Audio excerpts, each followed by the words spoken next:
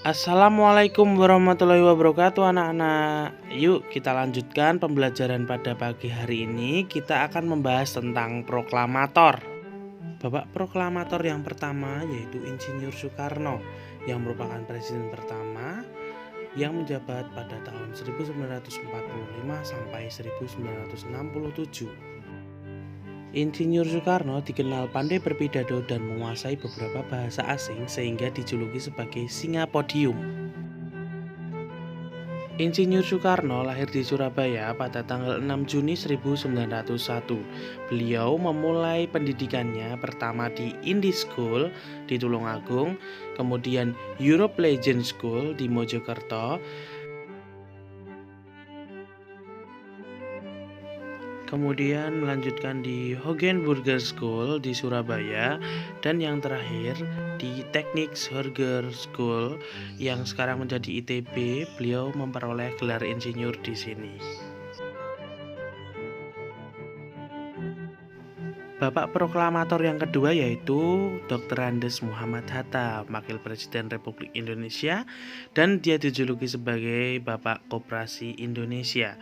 Beliau juga sangat berperan dalam upaya memperoleh pengakuan dari pemerintah Belanda terhadap kedaulatan Republik Indonesia. Muhammad Hatta lahir di Bukit Tinggi, Sumatera Barat pada tanggal 12 Agustus 1902. Pertama di Europees Lager School di Bukit Tinggi, kemudian di MULO di Padang, dan yang terakhir di Handel Middelburg School di Jakarta. Pada tanggal 17 Agustus 1945, Soekarno dan Hatta beserta para tokoh lainnya memproklamasikan kemerdekaan Indonesia. Insinyur Soekarno membaca teks proklamasi dan Muhammad Hatta sebagai pendampingnya. Bahkan dalam teks proklamasi tersebut tercantum nama dan tanda tangan beliau atas nama bangsa Indonesia. Oleh karena itu, Soekarno dan Hatta diberi gelar sebagai pahlawan proklamator pada tahun 1986. Tindakan heroik mendukung proklamasi. Usaha menegakkan kedaulatan terjadi di berbagai daerah setelah terjadinya proklamasi. Berikut tindakan heroik pendukung proklamasi di berbagai daerah. Tindakan heroik adalah tindakan kepahlawanan yang bertujuan untuk mengusir sisa-sisa para penjajah, yaitu para sekutu dan Belanda, dalam rangka mempertahankan kemerdekaan. Strategi yang dilakukan adalah melalui diplomasi dan perang. Peristiwa heroik di Yogyakarta. Perebutan kekuasaan di Yogyakarta dimulai pada tanggal 26 September 1945 sejak pukul 10 waktu Indonesia Barat. Para pegawai pemerintah dan perusahaan yang dikuasai Jepang melakukan aksi mogok. Mereka menuntut agar Jepang menyerahkan semua kantor kepada pihak Indonesia. Nah, selanjutnya peristiwa heroik di Surabaya. Terjadi insiden bendera di Hotel Yamato.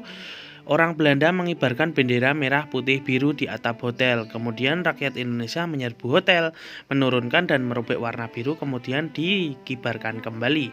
Insiden ini pada tanggal 19 September 1945. Kemudian peristiwa heroik di Semarang. Pada tanggal 15 Oktober, pasukan Jepang melakukan serangan ke kota Semarang dan dihadapi oleh TKR. Pertempuran ini berlangsung selama 5 hari. Akibat pertempurannya, ribuan pemuda gugur dan ratusan orang Jepang tewas. Untuk mengenang peristiwa itu, di Semarang didirikan Monumen Tugu Muda. Selanjutnya, peristiwa heroik di Aceh. Pada tanggal 6 Oktober, para pemuda dan tokoh masyarakat membentuk Angkatan Pemuda Indonesia atau API, kemudian merebut dan mengambil alih kantor-kantor pemerintahan. Para pemuda mengibarkan bendera merah putih dan berhasil melucuti senjata tentara Jepang.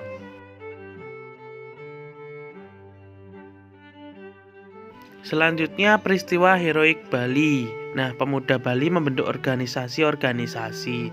Mereka melakukan perundingan untuk menegakkan kedaulatan Republik Indonesia, tetapi pihak Jepang selalu menghambat. Pada tanggal 13 Desember, para pemuda melakukan perebutan kekuasaan, tetapi belum maksimal karena persenjataan Jepang masih kuat.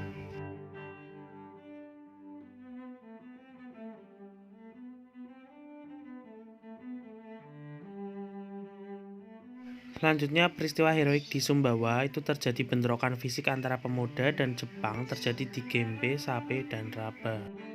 Selanjutnya, peristiwa heroik di Kalimantan. Rakyat Kalimantan berusaha menegakkan kemerdekaan dengan cara mengibarkan bendera merah putih memakai lencana merah putih. Namun, kegiatan ini dilarang oleh pasukan sekutu yang sudah berada di Kalimantan. Rakyat tidak menghiraukan larangan sekutu dan mereka datang dan berkumpul lebih dari 8.000 orang yang membawa bendera merah putih pada tanggal 14 November di Balikpapan.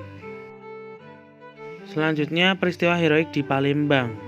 Adanya upacara pengibaran bendera merah putih pada tanggal 8 Oktober. Pada kesempatan itu diumumkan bahwa Sumatera Selatan berada di bawah kekuasaan Republik Indonesia.